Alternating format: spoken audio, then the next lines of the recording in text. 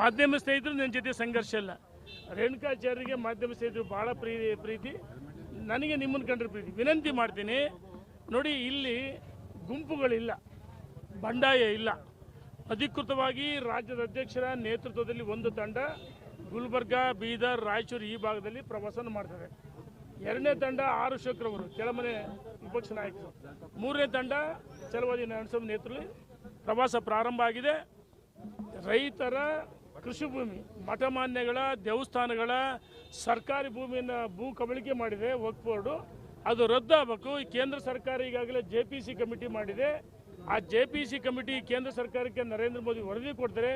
ಈ ಚಳಿಗಾಲದ ಅಧಿವೇಶನದಲ್ಲಿ ಬಹುತೇಕ 100 ಈ ಏನು ವಕ್ಫ್ ಇದರ ಬಗ್ಗೆ ಮಂಡನೆ ಆಗುತ್ತೆ. ನಮ್ಮ ಉದ್ದೇಶ ನಮ್ಮ ರೈತರ ಕೃಷಿ ಭೂಮಿ ವಾಪಸ್ ಪಡಿಬೇಕು, ಸರ್ಕಾರಿ ಭೂಮಿ ವಾಪಸ್ ಪಡಿಬೇಕು, ಮಠಮಾನ್ಯಗಳ ದೇವಸ್ಥಾನ ಕೊಟ್ಟಿದ್ದ ಭೂಮಿಯನ್ನು ವಾಪಸ್ ಪಡಿಬೇಕು. ಅದು ಉದ್ದೇಶ. ಅಧಿಕೃತ ಮೂರೇ ತಂಡ.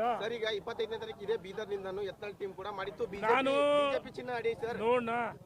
BJP ಚಿಹ್ನೆ ರಾಜ್ಯದ ಅಧ್ಯಕ್ಷ ನೇತೃತ್ವ ಅಧಿಕೃತ. ಎರಡನೇದು ವಿಪಕ್ಷ ನಾಯಕರು ಆರ್ ಅಶೋಕ್, ಚಲವಾದಿ ನಾರಾಯಣಸ್ವಾಮಿ. ಅನಧಿಕೃತ ಅಂತೀನಿ ನಾನು ನೋ ಕಾಮೆಂಟ್ಸ್. ಸದ್ಯದ ಈಗ ನಾವು ಬಂದಿರತಕ್ಕಂಥ ವಕ್ಫ್ ವಿಚಾರ ಸದ್ಯಕ್ಕೆ ಯಾಕಂದ್ರೆ ವಿಷಯಾಂತರ ಮಾಡೋಕ್ಕೆ ಇಚ್ಛೆ ಪಡಲ್ಲ. ನಮ್ಮ ಉದ್ದೇಶ ನೋಡಿ, ಇನ್ನೂ 2-3 ಸಲ ವಕ್ಫ್ ಹೋರಾಟ ಇದೆ. ಇದ್ರ ಬಗ್ಗೆ ಮಾತ್ರ ಮಾತಾಡ್ತೀನಿ.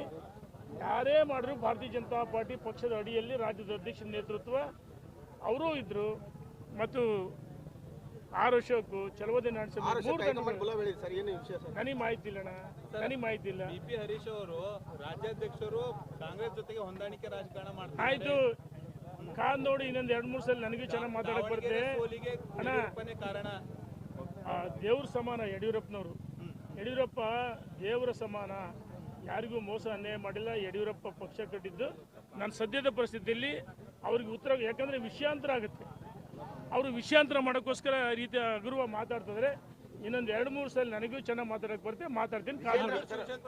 ಹೊಂದಾಣಿಕೆ ಇದೆ ಅಣ್ಣ, ಇನ್ನೊಂದು 2-3 ಸತಿ ತಡಕ ಯಾರ ಜೊತೆ ಹೊಂದಾಣಿಕೆ ಮಾಡ್ಕೊಂಡ್ರು, ಸೋಲಿಗೆ ಯಾರು ಕಾರಣ, ಎಲ್ಲವನ್ನೂ ಸವಿಸ್ತಾರವಾಗಿ ಅಣ್ಣ ಮಾಧ್ಯಮ ಸ್ನೇಹಿತರ ಮುಂದೆ ಎಲ್ಲವೂ ಹೇಳ್ತೀನಿ. ಈ ವಕ್ಫ್ ಹೋರಾಟ ಅಷ್ಟೇ. ಈಗ ನಮ್ಮ ವಿಜೇಂದ್ರ ಬಗ್ಗೆ ಅನಾಮಧೇಯ ಪತ್ರಗಳು ಬರೀತಾ ಇದೆ, ಕೆಳಗಿಳಿಸ್ರಿ ಹೋರಾಟ ಮಾಡಿ.